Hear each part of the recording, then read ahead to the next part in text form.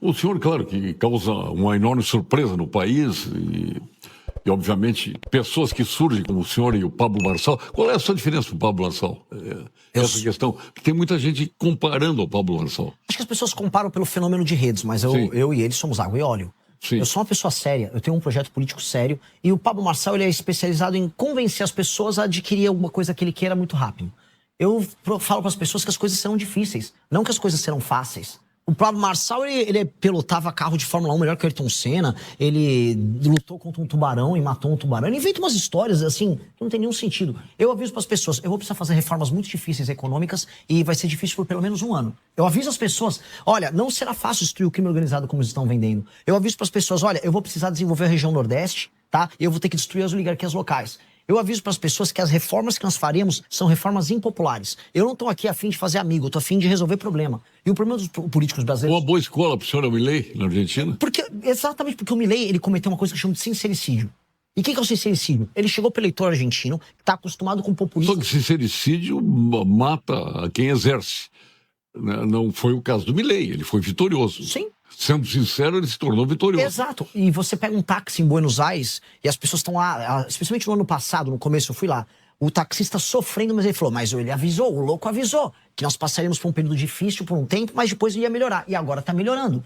Agora o turismo está chegando, a inflação está sempre numa rota de queda, as contas públicas resolvendo. Receberam investimentos bilionários para um data center ali. Está voltando a ter um surto de industrialização em alguns setores. Eu estou vendo aqui o Peter Thiel, que é o empresário de venture capital mais importante do mundo, se instalando, se mudando para Buenos Aires. O clima mudou. Então, qual é o recado que o Milei passou para a população? Não será fácil. E a população não é idiota. A aliança dele com o Trump...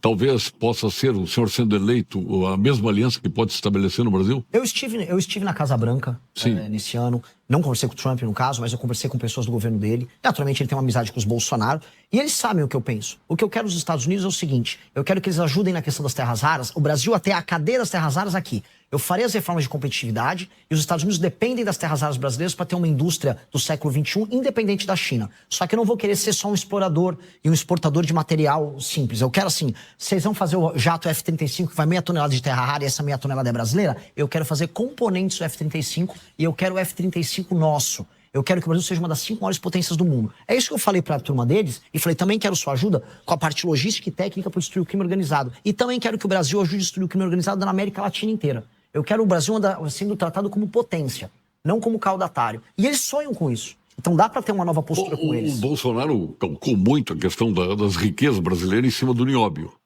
Assumiu a presidência e simplesmente passou 4 anos e acabou o nióbio. Não falou mais em nióbio. Exato. Porque o Bolsonaro carece de imaginação e de projeto. O Bolsonaro ele tinha chavões. Ah, eu vou acabar com a vagabundagem. Tá, mas o que tem pra depois do chavão? Tipo Collor, né? Exato. Vou caçar marajá. Não caçou nenhum marajá. Que foi do Lula agora a picanha e a cerveja. É sempre um chavão jogado no ar e o chavão não vem com projetos. Problema nenhum com o chavão.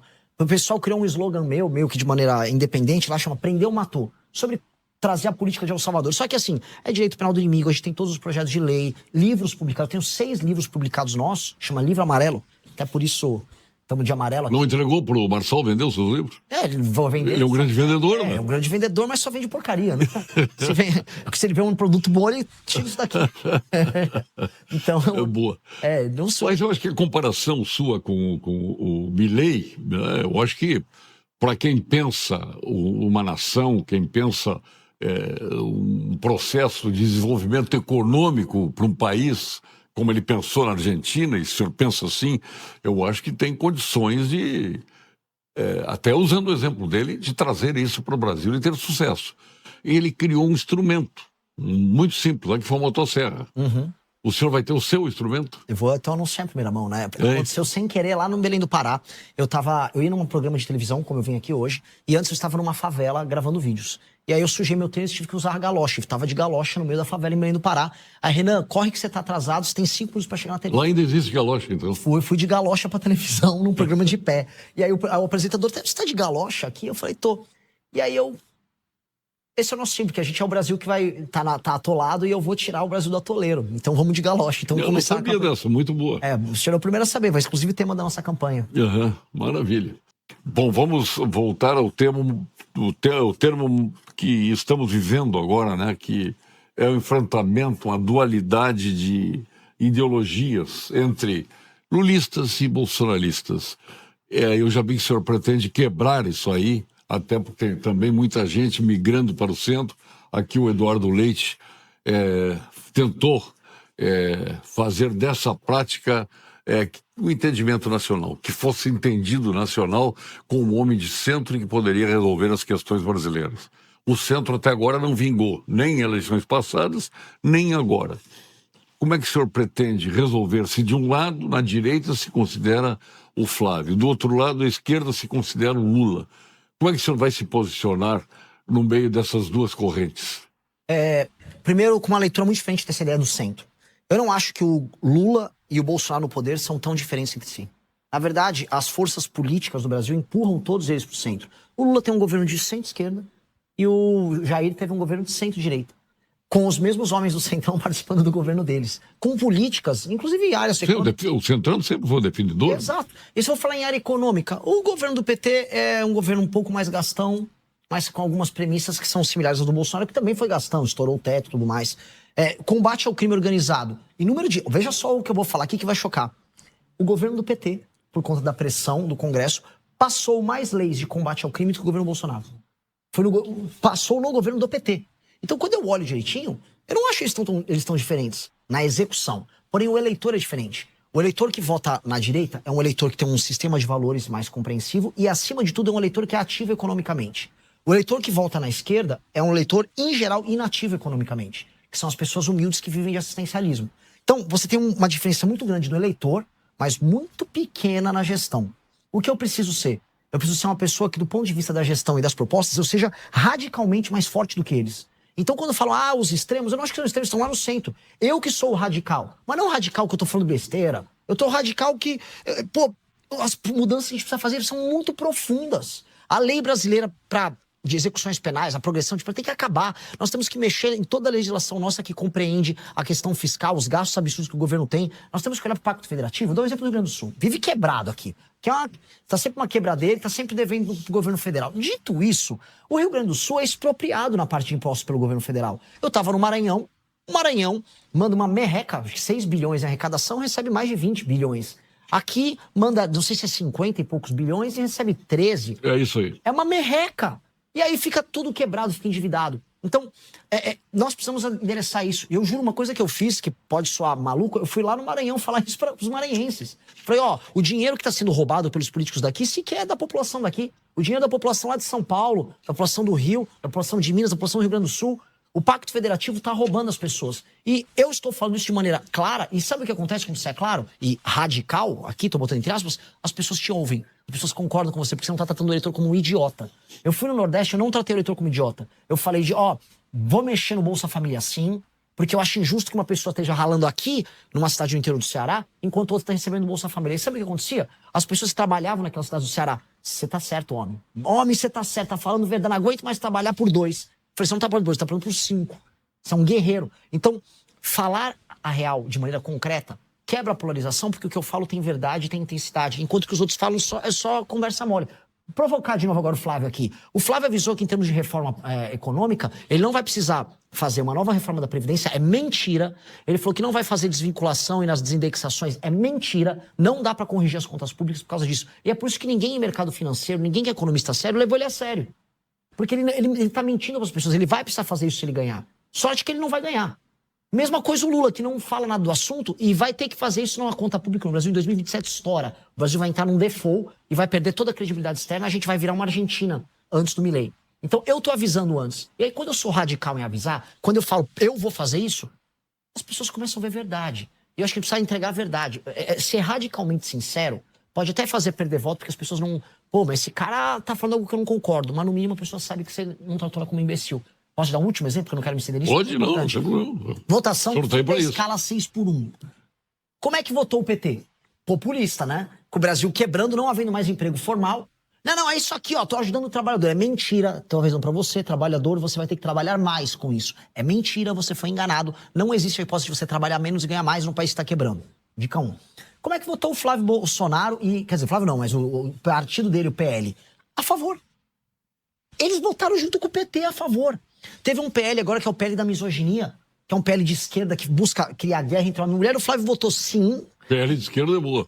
E falou assim, veja só, votei, tá? Mas isso era um truque da esquerda. Então, entendi, você vai ferrar todo mundo, mas em compensação você não se ferra eleitoralmente. Isso não é homem. Isso não é homem, isso é um frouxo. São frouxos. Estão sempre pautados pela esquerda. Eu não acredito nisso. Eu vou pra cima dos projetos, que é mesmo quando eu perca voto. Eu vou falar pro trabalhador, você foi enganado no fim desse caso 6x1. Não é assim que resolve o problema. Mas Renan, mas você tá errado. O eleitor não acerta sempre. Na verdade, o eleitor erra a maior parte do tempo. Senão não teria que bando de bandido em Brasília. Lembrando que Brasília eu vou ter que ganhar a eleição, eu vou ter que sentar pra negociar com um monte de ladrão. Que a população votou. A população vai em 2026 reclamando da corrupção. Vou votar num ladrão. Vai votar em ladrão, vai votar. E eu vou ter que lidar com os ladrões que a população vai colocar lá. Vai ser um inferno. Mas a real é essa. A real é essa, que o povo não erra e a minha diferença pros demais é, eu vou falar pro povo se o povo errou. Vou falar, tá errado e não vou seguir o que vocês falam, porque o líder lidera. Seguir pesquisa de opinião para ter uma opinião política não é coisa de líder, é coisa de malandro.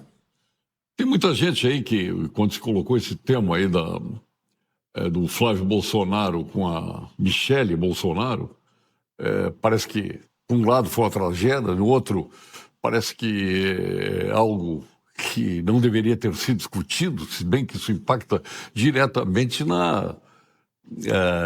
no comportamento de um partido forte como é o PL no Brasil hoje. Como é que o senhor avalia essa condição desse enfrentamento? Como foi feito do Flávio e da Michele, que ela reagiu fortemente contra o enteado? Eu acho patético. Acho patético. Como é que um grupo político pode querer administrar um país que é uma das 10 maiores economias do mundo, que nasceu para ser um dos 5 maiores países do mundo, com briga por, vamos botar aqui, por ego, feita em público.